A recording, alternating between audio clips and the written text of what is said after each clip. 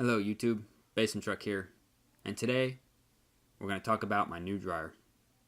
Take a seat and don't forget to watch my other videos, and remember to like, subscribe, and share. Thank you. Those of you that know me know I have a large family, and we seem to have a never-ending supply of laundry around here because of it. It feels like we're running these things 24/7. Our old unit was a GE that matched the washer here. The last dryer I had was a gas unit, and that was not going to work at this house, so I went and found a cheap one on Craigslist 8 years ago. I have no idea how old it was when I got it, nor how much use it had seen. I think I paid $100 for it at the time, but I'm not sure. Fast forward 4 months ago, and it started making a noise when it was spinning. I took the whole unit apart and cleaned it out. While I had it apart, I found the issue. The front of the drum rode on a small piece of Durlin plastic that was clipped to the plastic that made up the opening.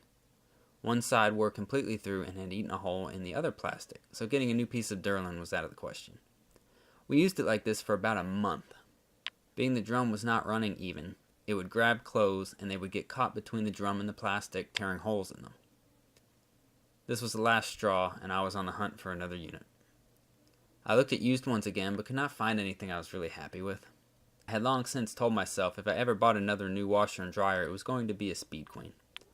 So I went and looked at their current offerings. I wanted to get one with the mechanical switches, as they're usually more reliable in the long term.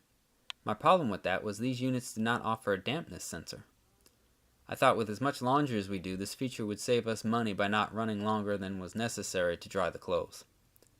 So with a slight hesitation, I settled on the 7 cubic foot ADEE8RGS in white. The biggest issues in the new units is the electronics going bad, usually just after the 2-year warranty expires. Speed Queen gives a 5-year warranty on the electronics, which was industry leading. Here's what the display looks like. You can probably see the little blue LED that flashed in the bottom right here. This just tells you that the unit has power. After you put your clothes in it, you hit the power button and everything will boot up. This is where you select what you want to do. You have regular, permanent press, delicate. Then you've got manual time dry, quick dry, fluff up. You've got your temperature selector over here, no heat, low, high. There's no medium. And you've got dryness, damp, near dry, and dry. Then you've got your moisture level. It's telling you it's sensing and if it's wet or dry. This is for your manual adjust if you do your time. This is for the beep, on and off. Can't really hear it upstairs, so I just leave it off. Well, apparently you have to hold it down. There we go. And then you've got door open, heating, and cooling, and your start button, and your pause button. So right now, it's on dry. If you go to damp, it'll change the time. It's got a countdown timer. It's a guesstimate. It usually stays there until you start it, and the auto sensing is on. So once you've got everything set up, you got it where you want it, just hit start. You can see heating pops up. It says it's wet, it's sensing. It is a little noisy at startup, but it seems to quiet down after a second. You can see it's getting a little quieter. Then you got your pause. And just power. Turn it off. Cancel it. Turn it off. So that's the controls. It's pretty straightforward. Here's what the inside looks like.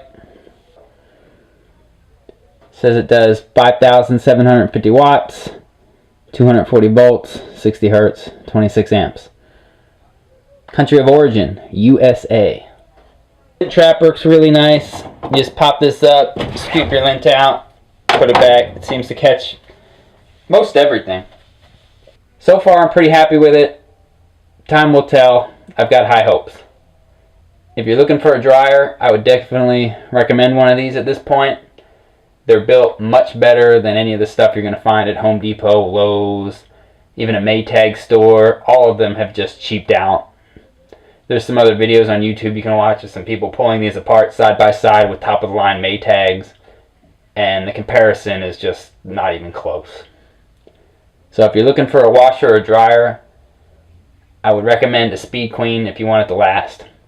They're not the fanciest looking things, but if reliability and heck, even the cost on some of these newer ones at the big box stores is ridiculous. you can easily pick up one of these Speed Queens for a lot cheaper. If you're in the market for a washer and dryer, at this point I'd recommend getting a Speed Queen. I've had this one for 2 months now. It's been flawless. I'm pretty happy with it.